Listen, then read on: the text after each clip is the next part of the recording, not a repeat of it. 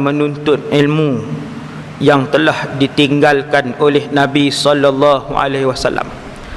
Muslimin dan muslimat yang dirahmati Allah sekalian, kita bersama dengan mata pelajaran As-Siratun Nabawiyah, kitab yang membincangkan tentang latar belakang kehidupan satu orang manusia yang terbaik, pencapaian dunia dan akhiratnya diiktiraf oleh penduduk di dunia dan juga diiktiraf juga oleh penduduk yang di langit, Muhammad ibn Abdullah sallallahu alaihi wasallam. Kita menggunakan kitab Ar-Rahiqul Makhtum karangan Syekh Safiyur Rahman Al-Mubarakfuri. Muslimin muslimat yang dirahmati Allah, bulan lepas kita tengok satu tajuk, iaitu Nabi berada di perkampungan Bani Sa'ad. Perkampungan Bani Sa'ad kalau hari ini berdekatan dengan Taif. Apabila Nabi bercerai susu selepas berusia 2 tahun setengah ataupun 2 tahun, Halimatus Sa'diyah membawa Nabi kita pulang ke Mekah bukan untuk diserahkan kepada ibu dia, tetapi Halimatus Sa'diyah dan suaminya Al-Harith ingin meminta izin kepada ibu Rasulullah Aminah bintu Wahab, wahai Aminah, izinkan kami menjaga lagi Muhammad.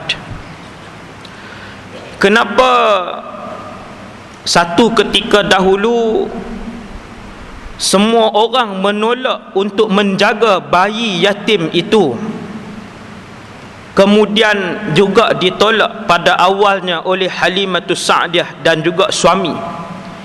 Tiba-tiba Halimatus Sa'diyah dan suami dicerahkan hati mereka oleh Allah, dipilih oleh Allah untuk dimuliakan Halimatus Sa'diyah dan juga suami, mengambil dan memelihara Rasulullah sallallahu alaihi wasallam. Seterusnya sejak daripada saat pertama mereka memegang Muhammad, sejak daripada hari pertama mereka membawa Muhammad berada di atas binatang tunggangan, Allah mempamerkan mukjizat, wa ma arsalnaka illa rahmatan lil alamin. Kerahmatan Nabi Muhammad yang bukan sahaja selepas menjadi rasul, bahkan sejak berada di dalam kandungan ibu dia telah pun memberikan rahmat, bermula dengan ibunya, kemudian kepada orang yang berada di sekitarnya. Halimatus Sa'diyah tengok binatang tunggangan jadi laju, susu yang berada pada kantung Sayyidatuna Halimah juga banyak.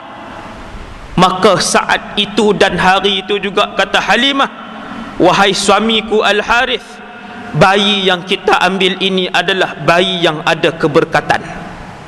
Lepas jaga 2 tahun setengah, tak puas, sebab dalam kampung mereka, tanaman mereka sejak menjaga Rasulullah tidak pernah kering.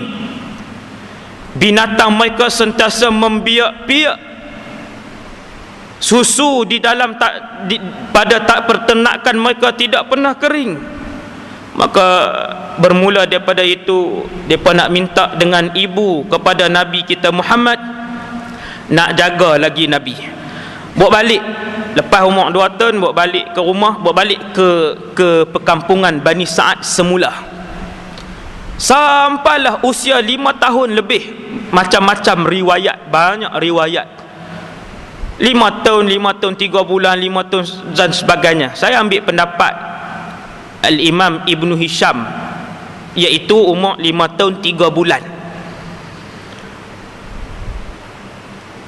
Kita dah sebut pada hari kuliah yang lalu, tak sampai seminggu pun, waktu Nabi umur 5 tahun lebih, Rasulullah SAW ketika itu kanak-kanak yang telah pun belajar cara kehidupan kampung yang lasak.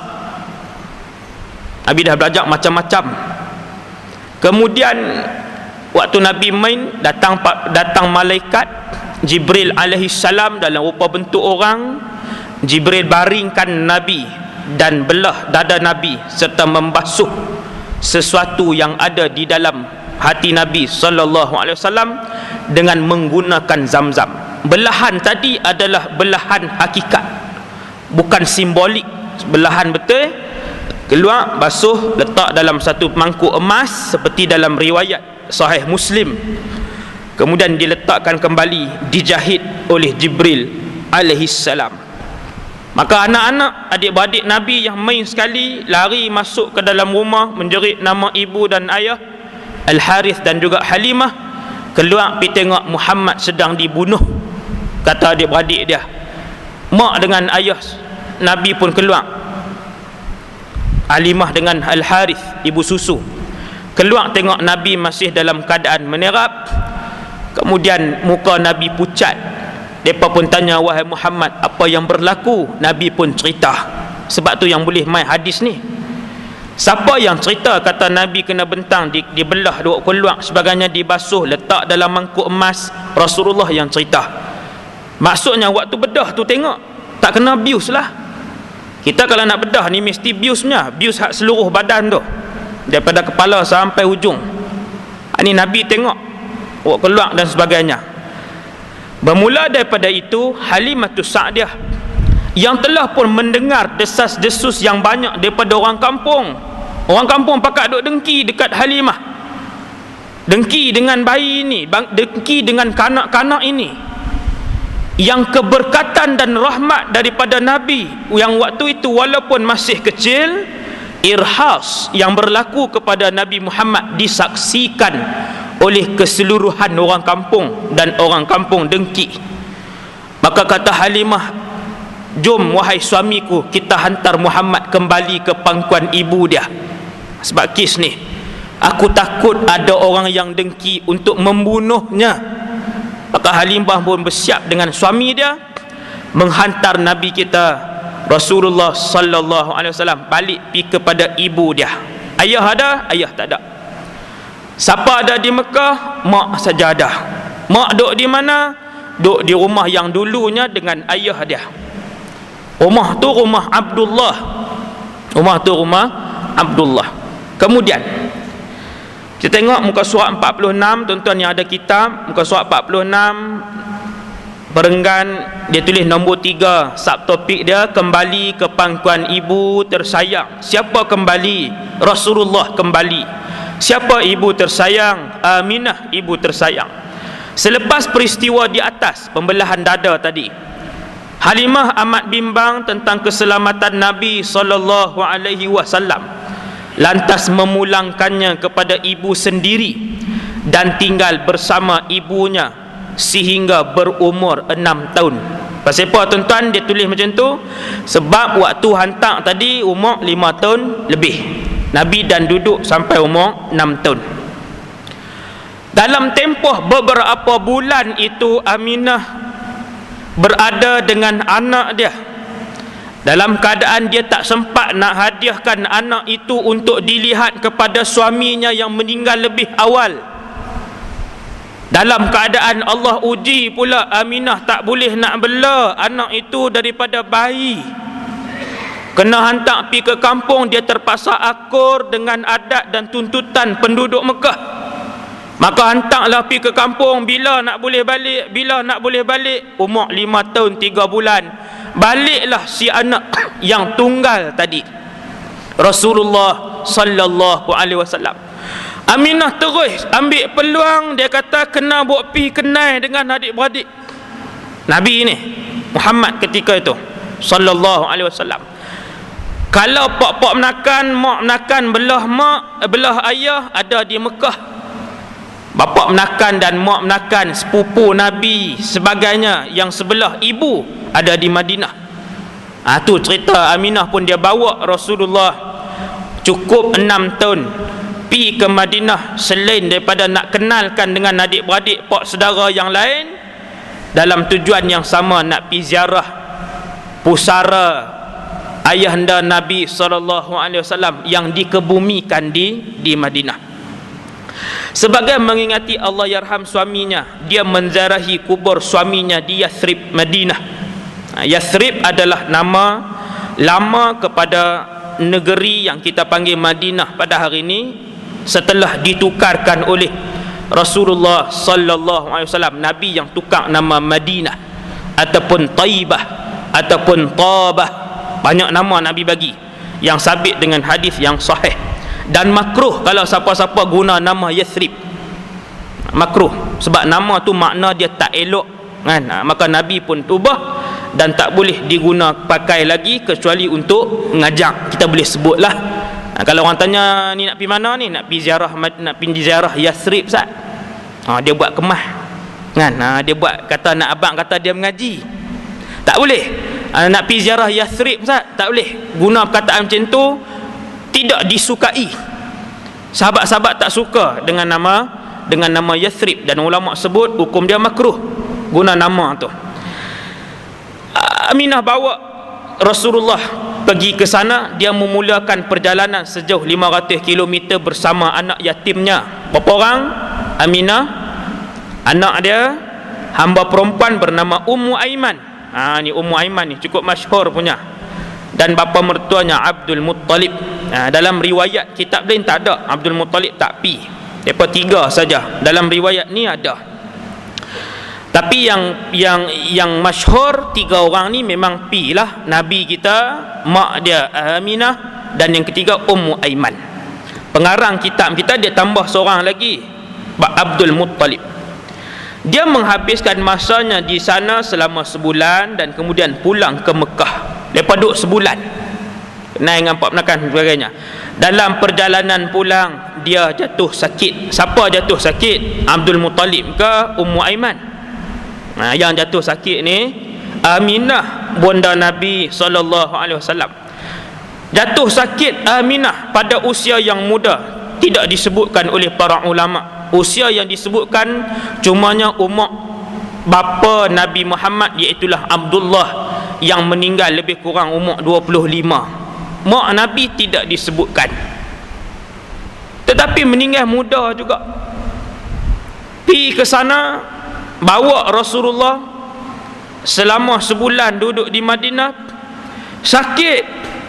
Dalam perjalanan balik meninggal dunia di satu tempat yang tuan-tuan selalu dengar. Tempat tu bernama Abwa, dalam perjalanan antara Makkah dan Madinah. Tuan-tuan bayangkan kehidupan Rasulullah sallallahu alaihi wasallam yang baru nak mengenal kasih sayang seorang ibu yang sebenar, baru nak mula memanggil nama ibu ataupun ummi, baru nak mula berasa berada di dalam genggaman dan juga dakapan seorang mak. Allah uji lagi Nabi sebagai seorang manusia yang paling banyak menerima ujian di atas muka bumi Allah, dan paling cemerlang di dalam menghadapi ujian-ujian tadi. Lagi banyak kita baca sirah, lagi mendalam kita baca sirah, lagi tinggi kecintaan kita kepada Nabi, lagi tinggi penghargaan kita kepada Nabi sallallahu alaihi wasallam. Tuhan uji, Nabi tak berhenti. Daripada Nabi duduk dalam kandungan sampai baru nak kenal mak, baru nak boleh panggil nama mak, baru nak boleh rasa kasih sayang ibu sebenar. Allah uji pula. Kata para ulama, Allah tak mau nanti bila Nabi menghadapi masalah dan ujian, Nabi duk cari orang untuk Nabi minta dan Nabi mengadu, tetapi Nabi akan terus mengadapkan dan menjulangkan tangannya, mengadap kepada Allah. Rabbi salim, ya Allah selamatkan. Rabbi najini, ya Allah selamatkan aku. Ya Allah berikanlah pertolongan. Ya Allah berikanlah jalan kepada aku. Ni Allah nak. Kemudian ibu Nabi pun meninggal. Nabi dibawa balik oleh Ummu Aiman. 2-3 kitab sirah yang saya tengok, Ummu Aiman seorang je bawa balik. Bawa balik pi ke siapa? Bawa balik nak pi ke siapa? Tok Wan lah yang paling rapat. Tok Wan dengan Pak Menakan siapa rapat lagi? Mesti Tok Wan. Mesti Tok Wan yang belah cucu kan. Mak ayah bercerai hari ni pun pergi rumah Tok Wan juga, rumah Tok Wan. Nabi samalah, Nabi manusia biasa. Nabi juga punya perasaan seperti manusia lain. Maka dia pun dibawa balik oleh Ummu Aiman. Tengoklah Nabi, Tengok muka mak orang habaq ni, mak 6 bulan 7 bulan dan duduk dengan mak tu, alhamdulillah 8 bulan lebih kurang gitulah. Dan tengok muka mak, orang bagi tahu Muhammad mak meninggal dah ni mak sebenar. Seorang anak yang masih kecil, yang sentiasa berjauhan dengan ibu dan ayah daripada kecil, tak nak tengok ayah, Allah tarik pula mak kan, nyawa ibu dia. Pi ke siapa? Pi ke Tok Wan. Tok Wan kasih sungguh dengan cucu dia. Sebab apa? Hak ni anak hak paling Tok Wan sayang. Ayah Nabi anak yang paling Tok Wan sayang. Anak yang paling baik akhlak dia. Anak yang tidak mengada-ngada. Segak pula. Maka bila dapat cucu, memang itulah yang paling disayangi oleh Tok Wan dia. Kita tengok. Abdul Muttalib membawa budak itu ke Mekah. Dalam riwayat kita ni Abdul Muttalib yang bawa balik. Tak apalah, siapa pun bawa balik, janji Nabi balik ke Mekah. Dia terlalu kasihan melihat anak yatim yang kematian ibunya baru-baru ini dan sudah pasti menambah penderitaan hidupnya. Abdul Muttalib terlalu menyayangi budak ini lebih daripada anak-anaknya sendiri. Dia tidak membenarkan budak itu bersolat seorang diri di tempat sunyi. Satu contoh betapa sayangnya melebihi daripada anak sendiri. Sebahagian daripada orang Mekah, mereka masih mengamalkan saki-baki syariat Nabi Ibrahim. Antaranya solat sehari 2 waktu, pagi 2 rakaat, petang 2 rakaat. Rasulullah SAW sebelum jadi Nabi, Nabi juga solat dengan cara itu. Sebelum jadi Nabi dan Rasul 2 waktu sehari. Kemudian Nabi ni nak pergi mayang seorang pun Abdul Muttalib tak bagi. Sayang sungguh ni, jangan mayang seorang-seorang, mai tang ni. Padahal kota Mekah, bukan kampung, bandar raya Mekah. Kemudian Ibnu Hisham meriwayatkan sebuah tilam diletak di bawah bayangan Kaabah untuk Abdul Muttalib duduk dan anak-anaknya duduk di sekeliling tilam itu sebagai menghormati bapa mereka. Tetapi Muhammad SAW duduk di atas tilam itu. Bapa-bapa saudara lain akan mengubah kedudukan budak itu sekiranya Abdul Muttalib turut hadir, tetapi Abdul Muttalib berkata, biarkan dia di situ. Saya bersumpah dengan nama Allah bahawa budak ini mempunyai kedudukan istimewa. Lazimnya dia akan menundukkan budak itu di atas tilamnya sambil menepuk-nepuk pada belakang budak itu dan bergembira dengan apa yang dilakukan oleh budak itu. Tak ada apa pun. Dia nak cerita, kata Nabi ni, antara keadaan dia, Quraisy dia ada satu tempat mesyuarat. Satu tempat mesyuarat yang di petua duduk di depan ni, kursi dia yang paling besar. Abdul Muttalib dia ketua penduduk Mekah ketika itu. Abdul Muttalib ketua penduduk Mekah. Dalam dewan mesyuarat, meja ataupun kerusi yang paling cantik adalah kerusi Abdul Muttalib. Maka Nabi kita seawal umur 6 tahun 7 tahun dipelihara oleh Abdul Muttalib. Kalau Nabi masuk dalam dewan itu, dalam bilik itu, tempat yang Nabi akan pergi duduk adalah tempat yang paling depan sekali. Tuan tengok, dia tak duduk ni kursi menteri belia dan sukan, kursi menteri dia tak main hak ni. No, dia pergi duduk depan kali. Nabi pergi ragah, dia pergi duduk depan kali. Dia duduk elok aja. Rasulullah penghulu semua manusia dan juga semua makhluk, dia pergi duduk di depan kali. Pak menakan dia tengok duduk di depan, Pak menakan akan tarik telinga turun ini. Dia pergi, dia pergi naik lagi, lepas pergi tarik tangan dia turun. Bila Nabi naik lagi, lepas nak buat turun, Abdul Muttalib kata, biarkan Muhammad di situ. Demi Allah, aku yakin Muhammad ini ada satu masa depan yang sangat besar dan istimewa. Abdul Muttalib boleh rasa tuan-tuan, duduk dengan satu orang bakal Nabi, memang rasa. Ibu yang mengandungkan pun rasa, Halimatus Sa'diyah pun rasa kehebatan Muhammad, penduduk kampung Bani Sa'ad pun rasa kehebatan kanak-kanak ini. Apatah lagi bila kanak-kanak itu melangkah kaki masuk dan duduk dengan Tok Wan dia. Tok Wan dia tengok kelaku Muhammad daripada kecil nampak lain, kepintarannya lain, kecergasannya lain. Dia kata, biar, tempat tu memang layak untuk budak ni, kata Tok Wan dia, Abdul Muttalib. Waktu Nabi umur 8 tahun 2 bulan 10 hari. Ini pendapat kitab ni. Dan kitab yang kita guna ni, tuan-tuan jangan risau, antara kitab sirah yang paling kuat sanad dia. Dia banyak ambil pendapat yang paling kuat yang ada. Sebab tu dia dapat nombor 1. Cuma adalah beberapa pendapat yang perlu dibincangkan. Yang lain semua alhamdulillah.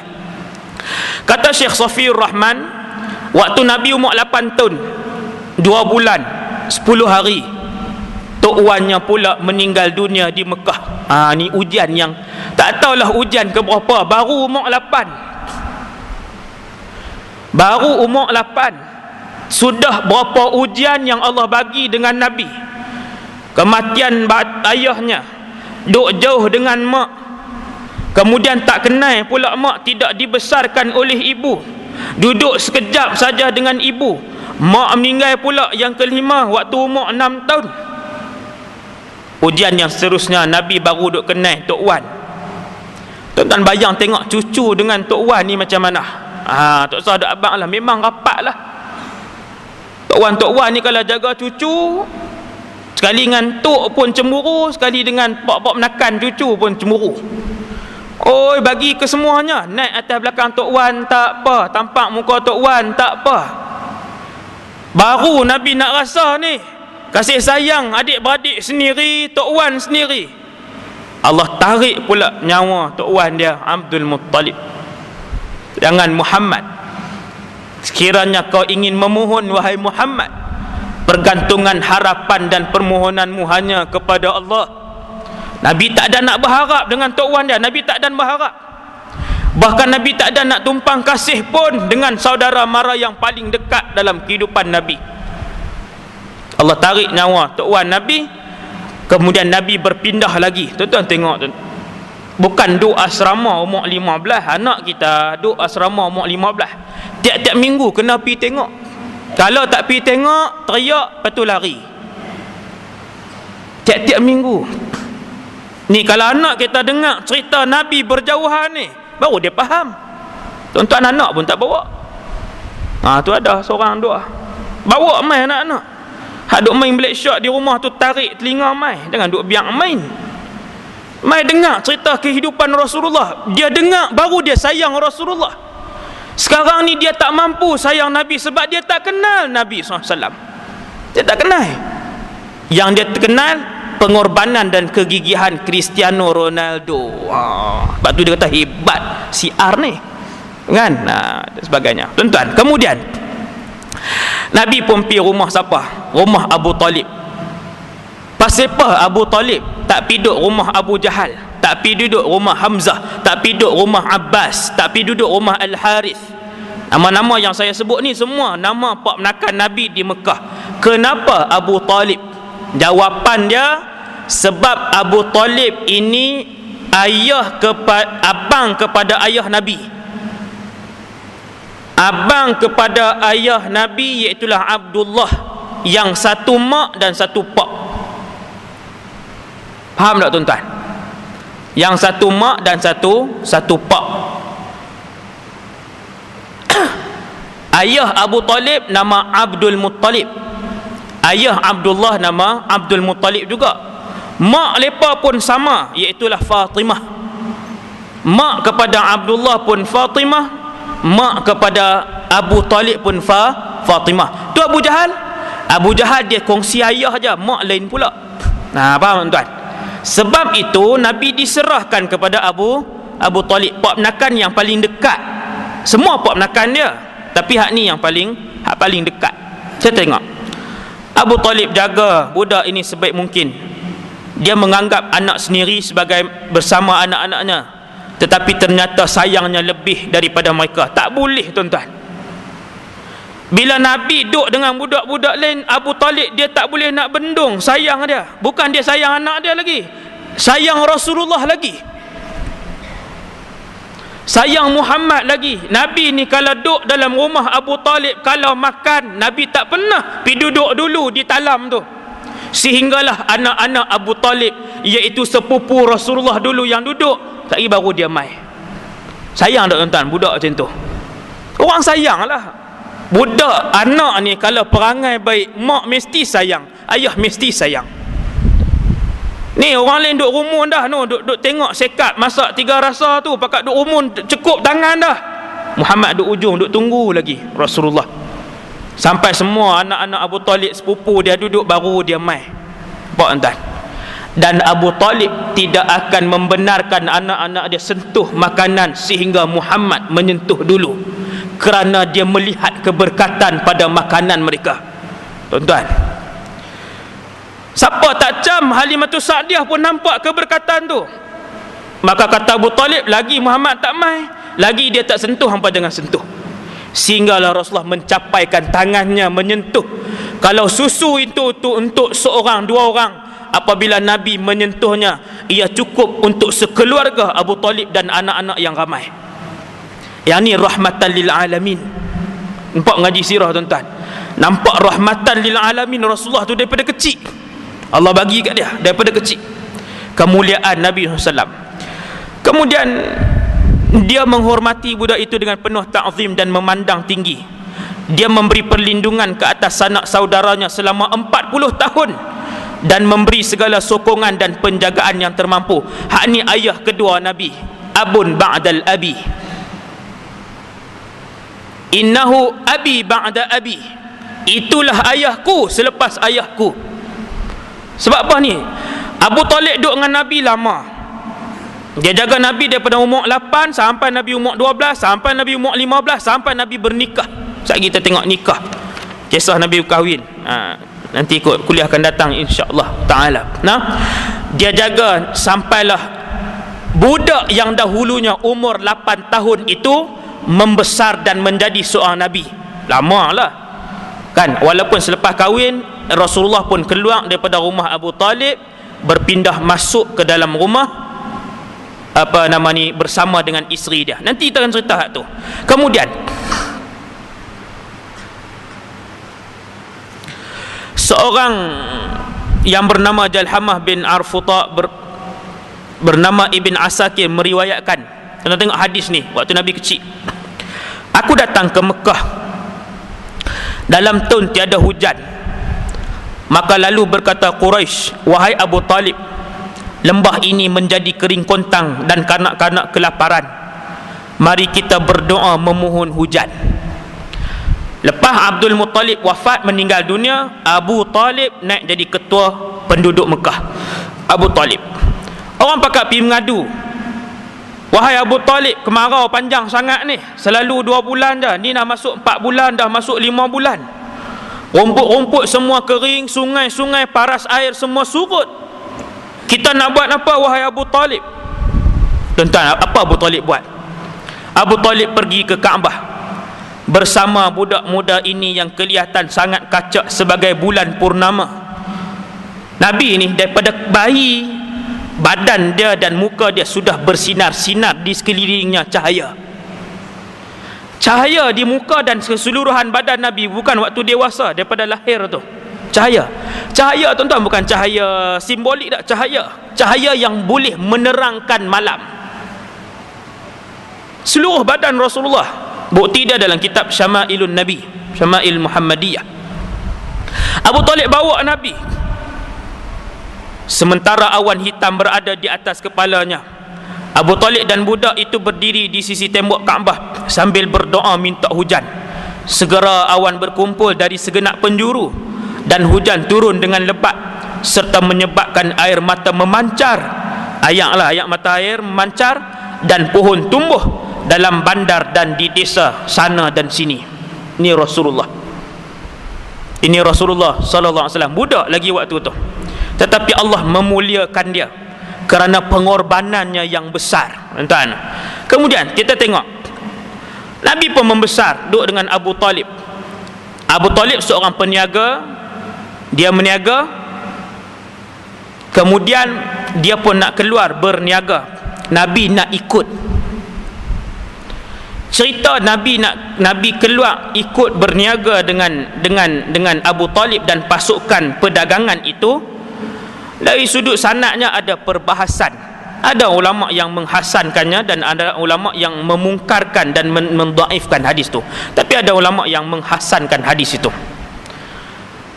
Nabi minta dengan Abu Talib, tuan-tuan tengok. Dia kata, wahai bapa saudaraku, ketika tu umur 12 tahun. Ada riwayat umur 9, ada riwayat umur 11, ada riwayat umur 12. Dia kata, wahai bapa saudaraku, nak ikut. Abu Talib tanya, nak ikut ke mana wahai Muhammad? Umur 9. Umur 9, Nabi kita dia tak naik basikal pergi ronda pagi balik petang dah.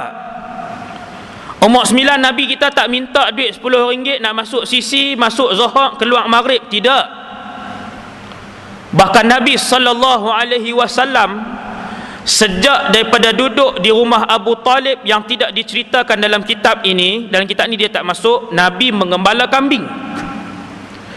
Seawal umur 8 tahun, darjah 2, mengembala kambing. Kerana apa? Kerana kata para ulama, Nabi melihat tanggungan Abu Talib banyak.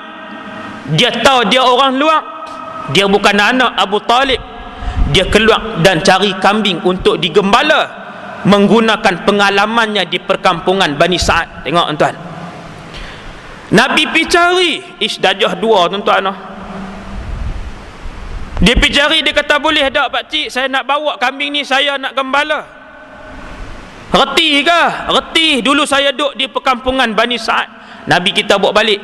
Benda tu disebutkan dalam hadis sahih. Nabi kata, aku bawa balik upah.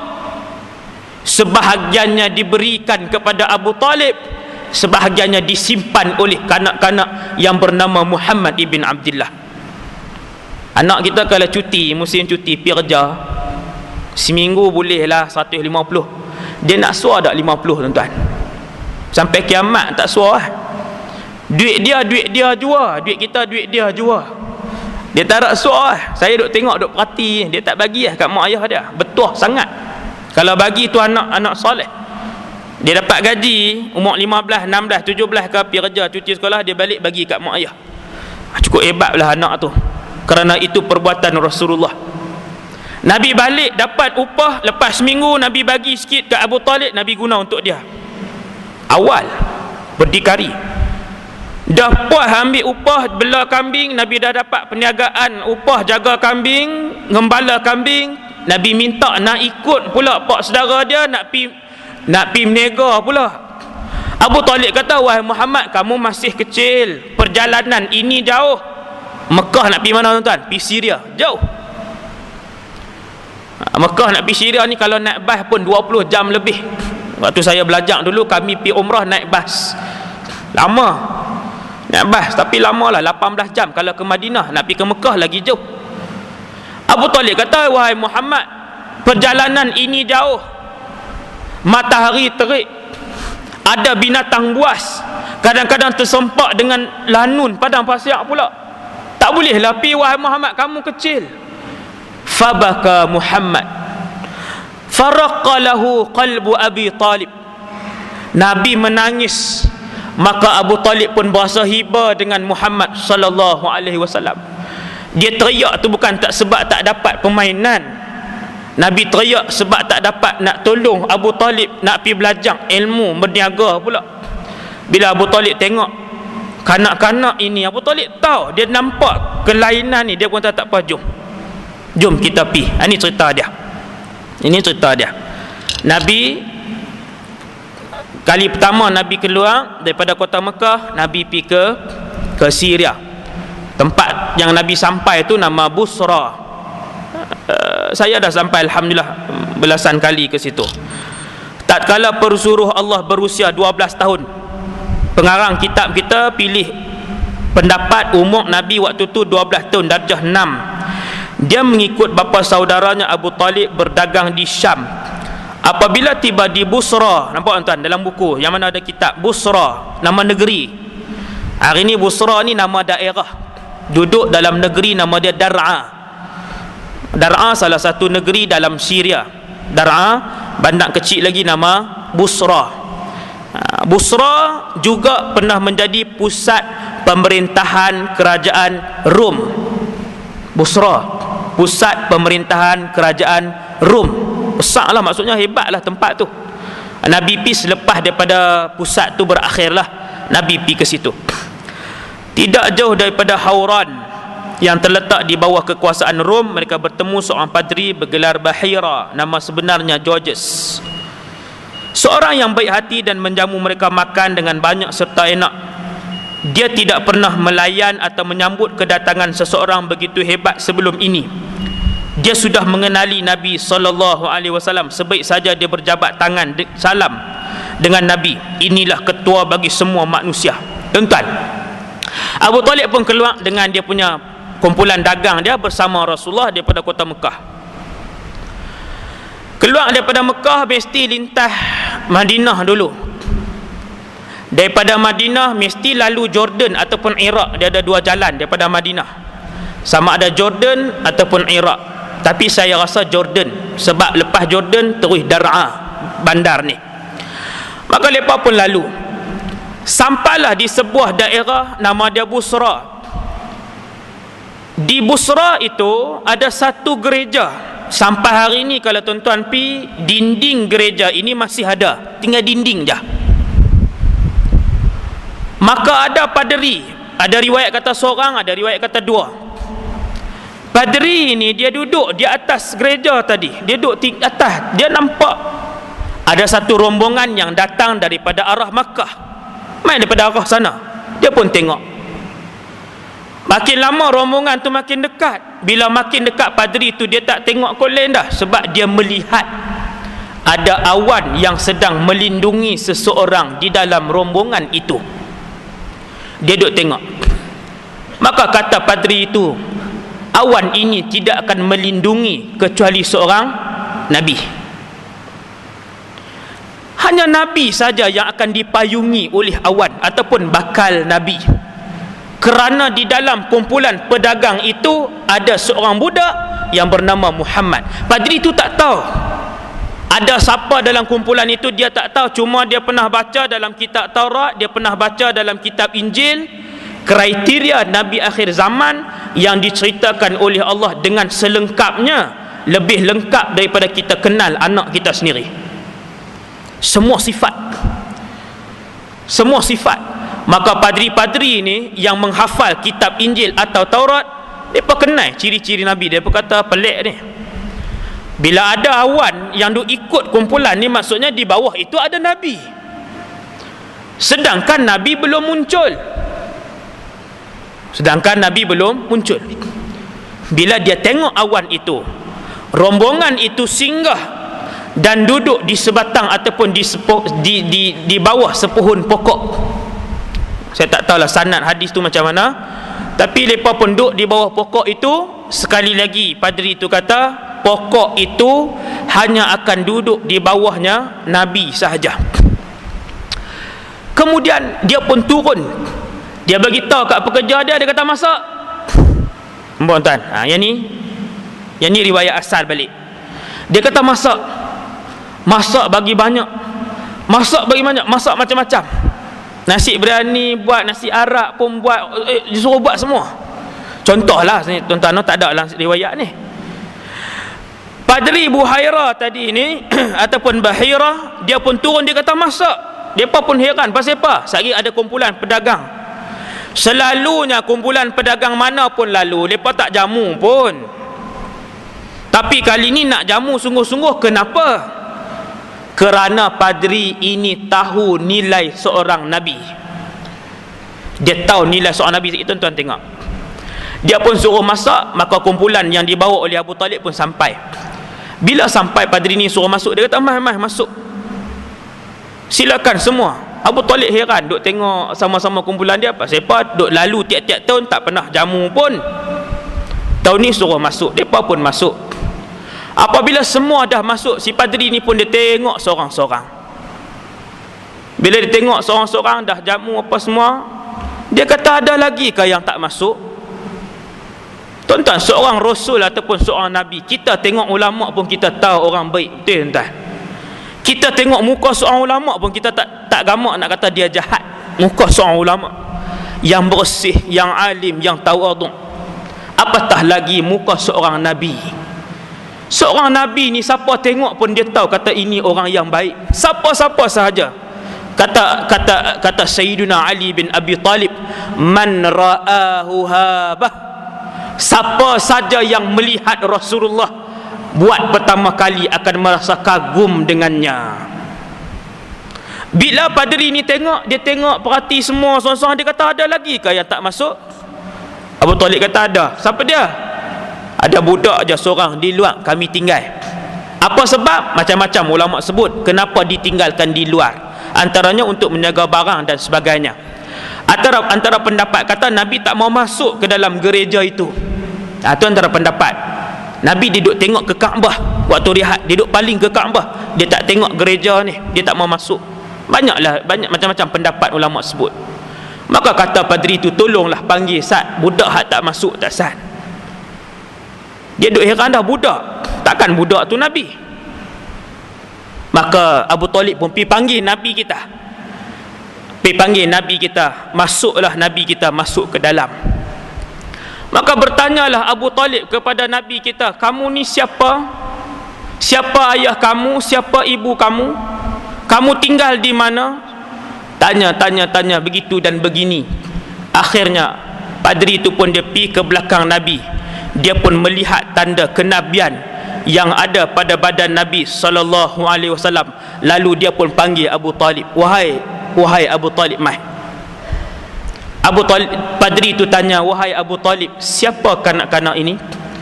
Abu Talib jawab, innahu ibni, yang ni anak lelakiku. Maka jawab padri Bahirah, apa dia jawab? Dia kata, kadzabta, kamu berbohong. Ma yanbaghi an yakuna lahu walid, budak ini tidak sayogianya ada seorang ayah. Innahu yatim, dia mesti anak yatim. Abu Talib heran, macam mana padri ni tahu dia anak yatim? Kerana disebut di dalam kitab Taurat dan Injil berulang kali bahawa Nabi akhir zaman dilahirkan dalam keadaan tidak ada ayah. Lengkap tuan-tuan dalam kitab Taurat dan Injil, cuma mereka menafikannya.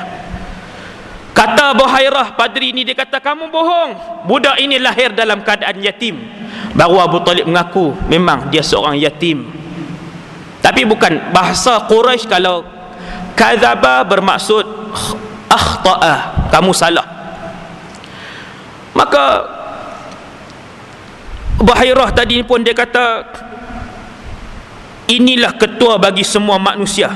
Disebut terus dekat Abu Talib. Dia tunjuk kepada Nabi kita waktu tu yang budak baru umur 12 tahun, dia kata ini ketua bagi semua manusia. Allah mengutuskannya bersama risalah yang kelak memberi hikmah kepada seluruh insan. Abu Talib tanya, macam mana kamu tahu wahai padri? Maka padri itu pun dia tunjuk di belakang badan Nabi kita. Dia kata tanda ini hanya ada pada Nabi akhir zaman seperti yang disebutkan dalam kitab kami. Wahai Abu Talib, pesanan yang terakhir, irji' bibni akhika ila Makkah, bawa balik dia pergi ke Mekah. Tuan-tuan, padri ni suruh bawa balik Nabi kita waktu tu balik ke Mekah. Dia kata bawa balik segera Muhammad ke Mekah. Wahzar alaihi al-yahud, jaga-jaga dengan orang Yahudi. Kalau mereka tahu kata budak ni Nabi, mereka akan bunuh dia. Ni Yahudi dengan Nasrani ni teruk Yahudi lagi.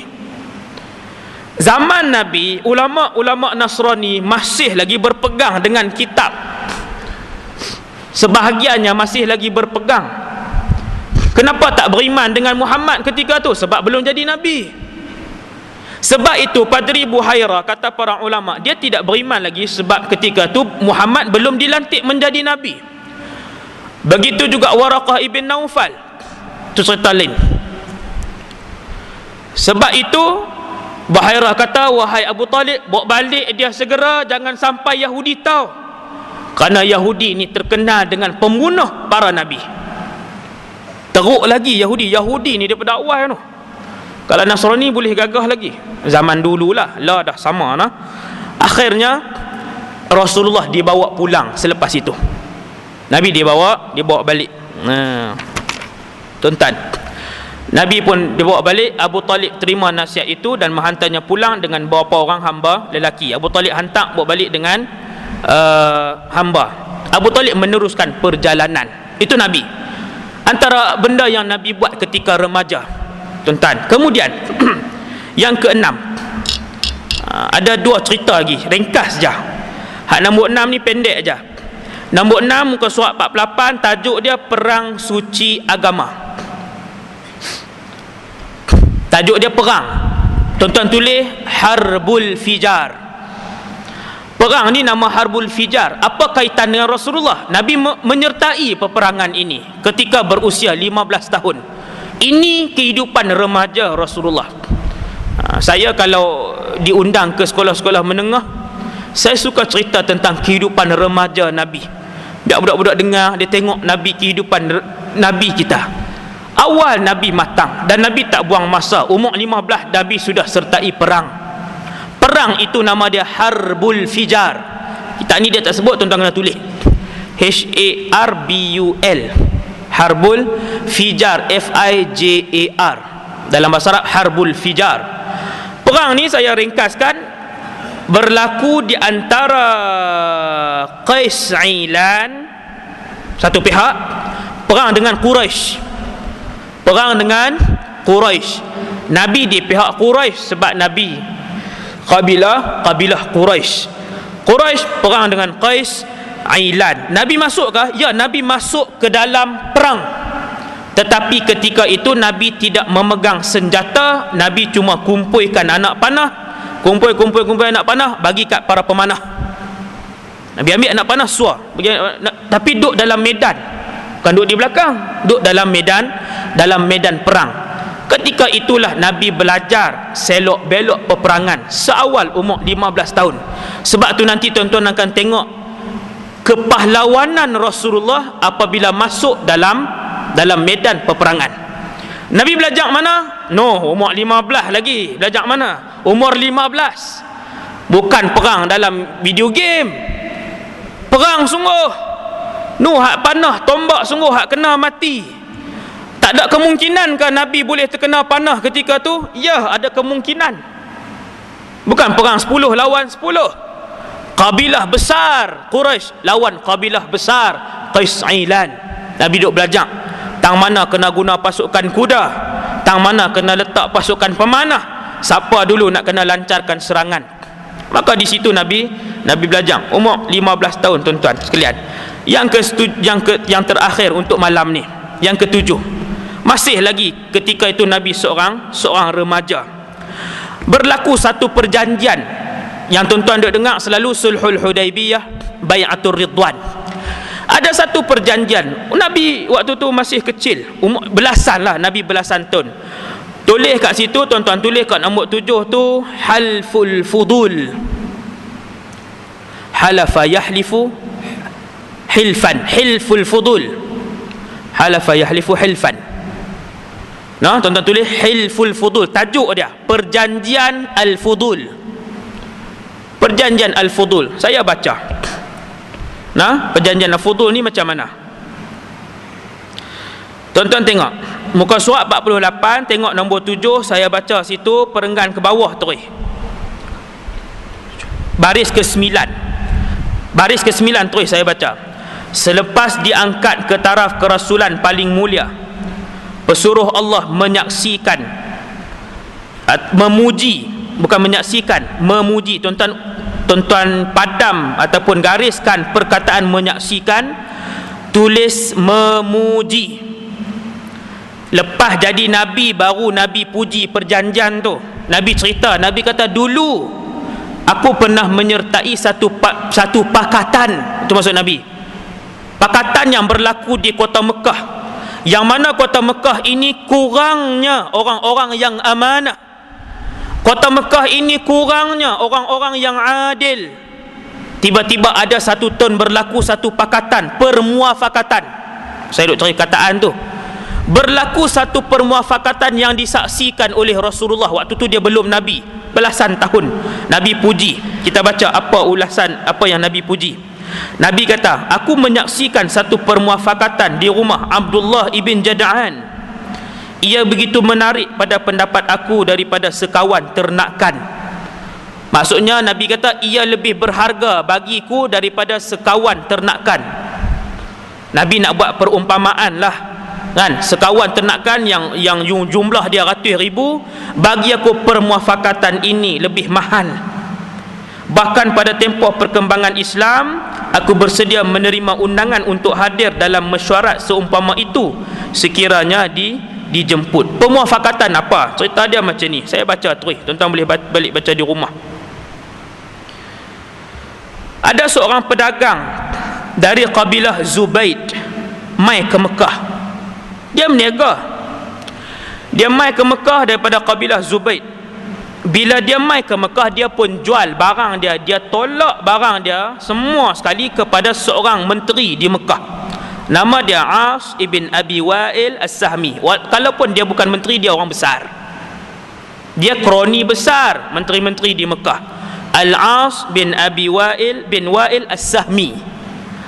Bila pedagang daripada Zubaid ini jual barang-barang, tiba-tiba selepas daripada tolak barang apa semua, As ibn Wa'il yang juga pedagang besar di kota Mekah, dia tak mau bayar harga. Dia kata ni kawasan aku, punya pasal aku nak buat apa, yang ni tempat aku. Dia tak mau bayar. Tuan-tuan, di Mekah ketika itu penindasan ini selalu berlaku.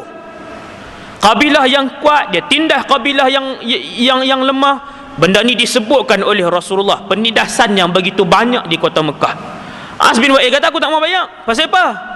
Aku tak mau bayar. Akhirnya Zubaid, pedagang daripada Zubaid ni pi minta dekat menteri pun jahat juga di Mekah lah.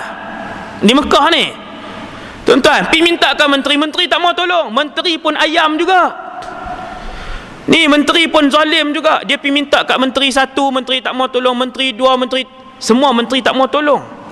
Maka pedagang daripada Zubaid ni dia kecewa. Dia pun kecewa apa semua. Dia kata habislah aku kena naknya duduk di sini.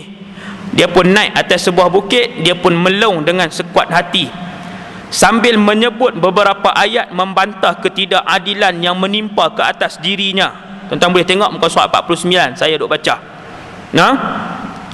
Akhirnya terbentuk satu permuafakatan, satu pasukan yang baik-baik ni. Tuan-tuan, dalam kota Mekah ada beberapa orang yang jiwa mereka, walaupun mereka tidak Islam, tetapi jiwa mereka baik. Ada.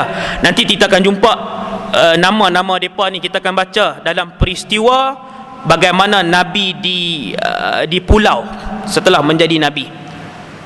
Ada beberapa orang ni, mereka pun pakat balik. Mereka nak tolong pedagang daripada Zubaid. Mereka kata kita takkan biarkan orang-orang macam ni melampau dan bermaharaja lela di dalam kota Mekah. Mereka pun pakat, ramai-ramai juga orang-orang besar dalam kota Mekah yang berhati mulia. Mereka pergi jumpa mesyuarat di rumah Abdullah bin Jud'an. Abdullah bin Jud'an. Mereka mesyuarat, mereka pergi jumpa Al-As, dan mereka gertak Al-As sehingga Al-As membayar balik. Tuan-tuan, maka kata Nabi, permuafakatan inilah yang aku pernah saksikan dan di kota Mekah, dan aku sangat seronok dengan permuafakatan itu. Akhirnya As bin Wa'il membayar balik harga barang kepada Zubaidi tadi. Tuan-tuan tengok muka surat 49. Daripada atas tuan-tuan tengok baris 1, 2, 3, 4, 5, 6, 7, 8, baris ke-9 ada tulis nama Az-Zubaidi. Yang tu tuan-tuan padam, salah, ganti dengan As bin Wa'il. Yang tu tuan-tuan ganti dengan Al-As bin Wa'il. Yang tu saya dah rujuk dah, silap cetak lah tu. Kemudian nama yang kedua tuan-tuan ubah ujung sekali. Tuan-tuan tengok dia tulis kepada Al-As bin Wa'il. Tuan-tuan padam Al-As bin Wa'il tu, tuan-tuan tulis Az-Zubaidi. Zubaidi. Yang betulnya As bin Wa'il membayar harga barangan kepada Az-Zubaidi setelah desakan dibuat. Sekadar tu dulu, insya-Allah kuliah kita pada malam ni kita akan sambung. Dalam kuliah akan datang perkahwinan Nabi dengan Sayyidatuna Khadijah. Kita akan tengok nanti. Nabi duk kahwin ni ikut Nabi ke ikut siapa? Kenapa Nabi pilih Khadijah?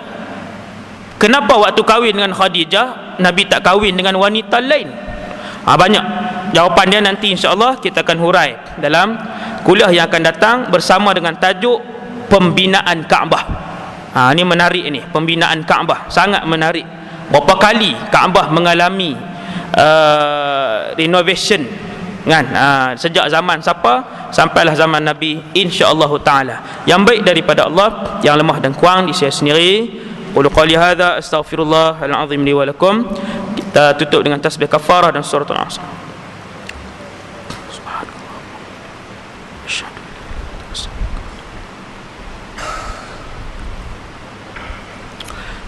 Bismillahirrahmanirrahim. Alhamdulillah wassalatu wassalam ala Rasulillah. Allahumma 'allimna ma yanfa'una. Ya Allah, ajarkanlah ilmu yang bermanfaat kepada kami. Wanfa'na bima 'allamtana. Ya Allah, manfaatkanlah ilmu yang Kau curahkan kepada kami. Wazidna ilman wa amalan wa ikhlasan fi hayatina. Tambahkanlah kepada kami ya Allah ilmu, amal ibadah dan keikhlasan dalam kehidupan kami, dan masukkanlah kami semua ke dalam syurga-Mu ya Allah, tanpa hisab dan tanpa iqab. Walhamdulillahi rabbil alamin. Assalamualaikum warahmatullahi wabarakatuh.